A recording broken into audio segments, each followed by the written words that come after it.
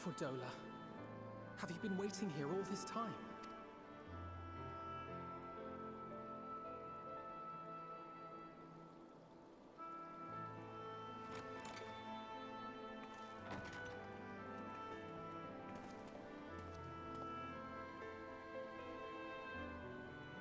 We have done what we can.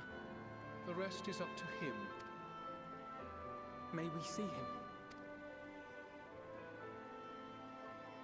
I do not think that wise. You must let him sleep.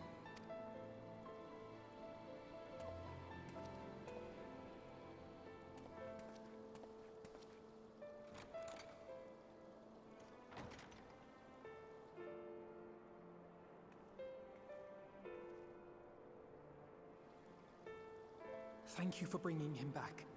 He owes you his life.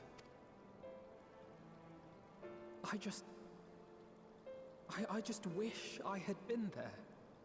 Perhaps, I don't know. Perhaps I could have... Could have what? Got tempered? Don't flatter yourself. You can't save everyone. No one can. Not even the warrior of bloody light. People die all the time, for no good reason. And those who take up the sword die quicker than most. If you're going to shed a tear every time a soldier falls on the battlefield, you'd best stay away. It's no place for the weak of heart. It may be that victory cannot be won without cost. But all life is precious, and I refuse to shrug at its loss.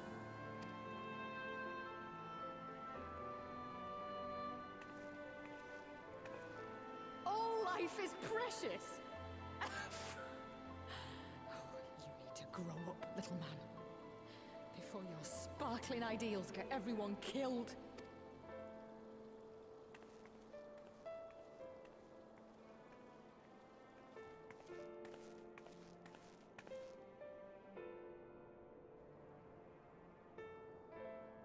You're right. He is idealistic. But the world has more than its fair share of realists, like you and me. It's people like him who dare to dream that things could be better and make it happen against all the odds. They are the ones whose names live on forever. The heroes. The battlefield's littered with would-be heroes. At this rate, you'll lot'll be next. And what'll become of your precious dreams then? They'll be gone. Like dust on the wind.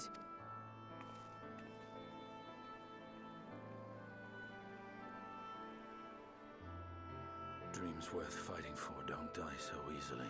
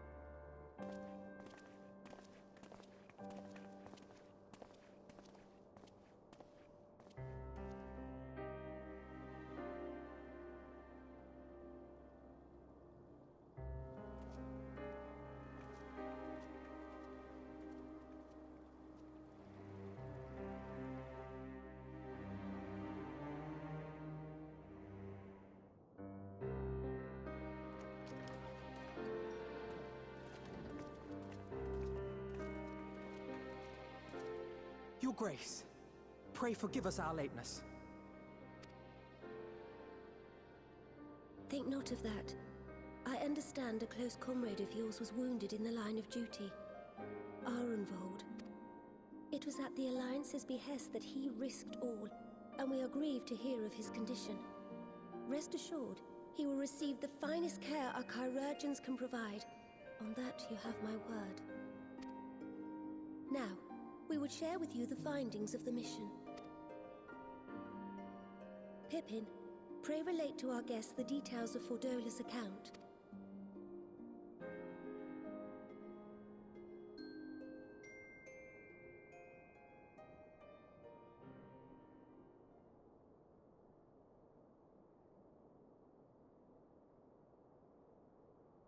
First Bahamut, now Ifrit. Or Lunar Ifrit, as Fandaniel would doubtless have it. 'Tis now all but certain that the towers were conceived to facilitate the summoning of primals by those imprisoned within. Less certain is the means by which the Telophoroi constrain the wills of said entities to enact their designs in defiance of the pleas of their victims. Mayhap they do not. If mere proximity to the towers is enough to make loyal servants of the Empire's mortal enemies, it stands to reason that the same is true for those held captive. They invoke their gods for the good of Garlemald, and in their disturbed state of mind, summon a primal whose form reflects their own alteration.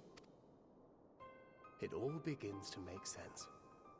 Upon closer inspection, I realized that the towers bear a striking resemblance to a much larger structure which Urianger and I observed from afar during our visit to the Imperial capital. Assuming it too is capable of tempering those in its immediate vicinity, it would go some way to explain the swiftness with which the Telophoroi managed to rally so many Imperials to their cause.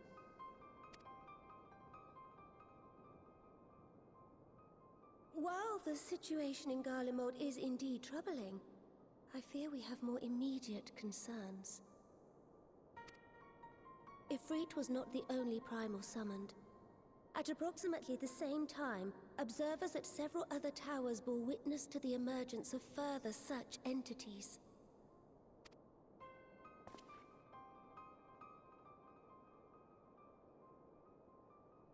For a blessing, none appear to wield aught approaching the destructive power of Bahamut, and the Grand Companies are moving to deal with the threat even as we speak.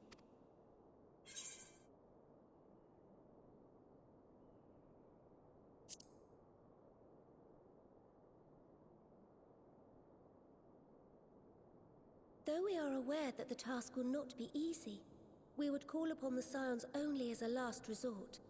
Pray, conserve your strength for now. After all, it was not so very long ago that you rid us of Bahamut. On which note, I am pleased to report that our talks with the Amalja have reached an agreeable conclusion.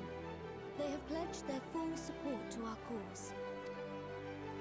It is our hope that this historic agreement will encourage other tribes to join us at the negotiating table. And I know that I speak for all of the Allied leaders when I say that we will welcome them with open arms at such time as they do. Of course, this was only made possible by the feats of heroism performed at Paglfan. Moreover, we shall not allow the sacrifices of those fallen in battle to have been made in vain. As hope leads to victory, shall victory lead to a new dawn for Eorzea. May these words ever be our guide, Your Grace.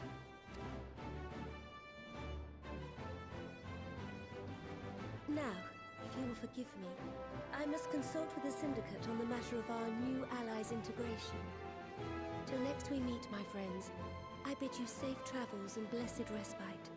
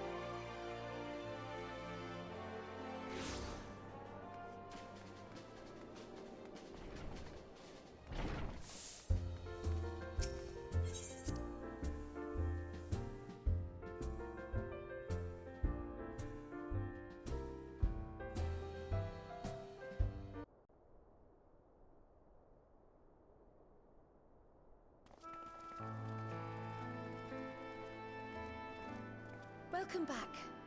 I expect you must all be exhausted. Ere you take your rest, however, I would beg a moment of your time. Thanks to Arenvold's selfless efforts, we may now be confident that we understand the function of the towers.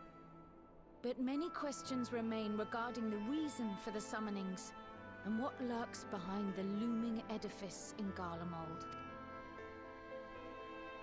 Until such questions are answered, we will struggle to devise an effective strategy for thwarting the Telophori's stated aim. Nothing less than the destruction of this star. And so, given the gravity of the situation, I move that we petition the aid of Sharlayan.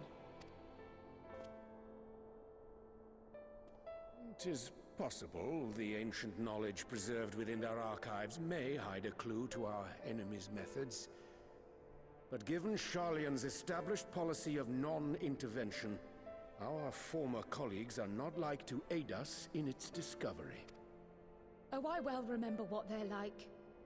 The Forum's barefaced refusal to assist you in the days prior to the calamity must rank as Sharlayan's most shameful act since the Exodus. But were the final days to be reenacted, it would spell doom for us all. Surely even they cannot turn a blind eye to that. I trust we are all of the same mind on this matter. Urgent as it seemed, I took the liberty of petitioning the Alliance for leave to act as Eorzea's emissary, and have since received their blessing. I presume your role as a student of Baldessian will carry some weight with the Forum? One can but hope. If truth be told, our organization has been a shadow of its former self ever since the disappearance of the Isle of Val. But the name does still retain some degree of prestige. I only pray it will be enough. If there are no objections, I shall depart for Sharlayan at once. But before I do, I should also mention the other matter to which I would devote some time during my stay. After hearing what transpired in the first, I began to question the true nature of Hydaelyn's blessing. A topic I have discussed at some length with Y'shtola. We were wondering, when was the last time Hydaelyn spoke to you directly?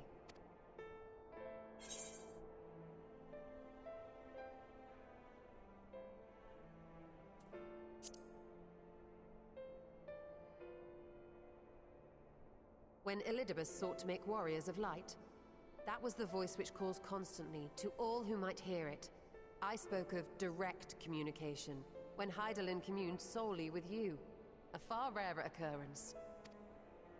History shows us that Hydaelyn is able to awaken the echo in her chosen, convey her will directly, and grant the blessing of light. To our knowledge, however, she has not sought to intervene in man's affairs for some considerable time.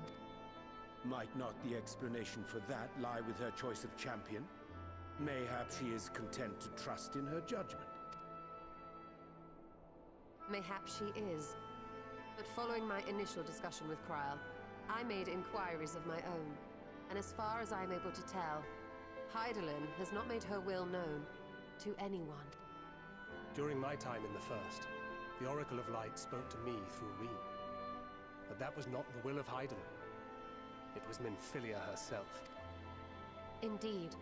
And while she and Hydaelyn were inextricably linked, Minfilia yet acted of her own volition. A messenger, yes, but one who spoke with her own voice. I wonder, could Hydaelyn's silence suggest the presence of some disruptive force, perhaps? Some obstacle to communication? While I share Urianger's high opinion of your conduct, I see no reason why she would deny you her guidance altogether. Then again, who am I to say? The fact is, we simply don't know. But if the explanation is to be found anywhere, I can think of worse places to look than the archives of Sharlayan, and their research on the Ethereal Sea in particular.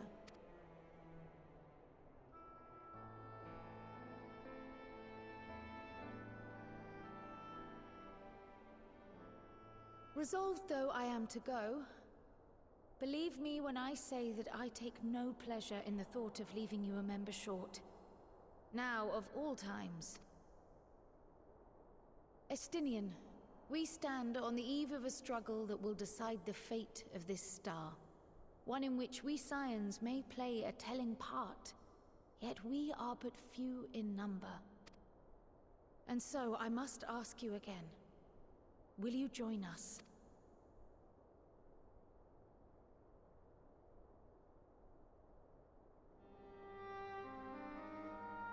You see the world the way you want it to be. I see the world the way it is. You are idealistic to a fault. But I know you would never turn your back on those in need. Never close your eyes to their suffering. And somehow, your deeds lend truth to your words, giving the lie to my doubts in so doing. I have seen others draw strength from your belief. In Ishgard, in Alamigo. You inspired them to stand up and fight. To win, no less. And even when you lost those you held dear, you carried their spirit with you and made their memory your guiding light. The burden of so many hopes and dreams would be too heavy for most to bear. But you bear it willingly, as you have shown me. Some dreams are too important to let go. If you have need of my strength, it's yours. After all you've done, how could I refuse? Thank you, Estinian. Whatever challenges await us, I shall not falter. You have my word.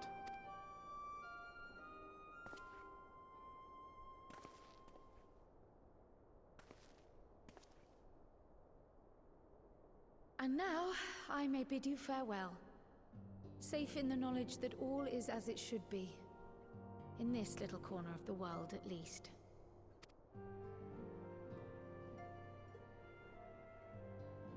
You will be sorely missed. Tread warily in Sharlayan, and do try not to let the Forum embroil you in their politics. A forlorn hope, I know, given the individuals involved. I shall do my very best. Farewell.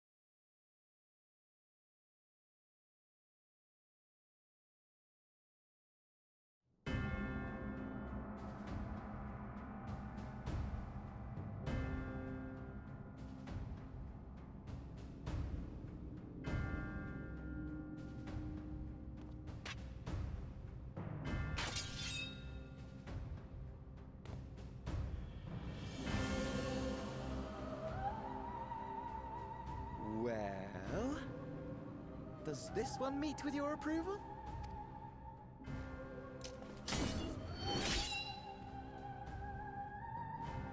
Apparently not. Or could it be that you're still upset about the dragons? You are unwise to remind me of so costly a failure.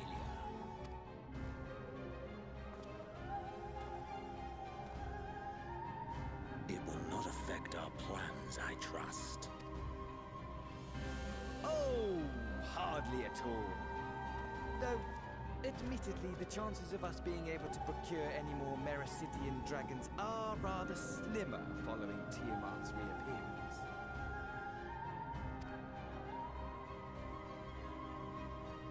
Oh, but the seeds have been sown, my lord. We have only to wait for them to quicken.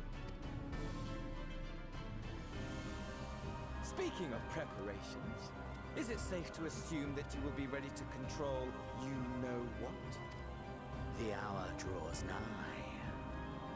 This nation, forged for Ascian ends, will finally prove its worth. A mighty empire, now no more than an instrument of this star's destruction. What a pleasure it will be to put it to use. Which brings me back to our earlier topic. My lord, while I appreciate that it is not an easy decision, it really is past time you chose your weapon. There is one that I have been meaning to test.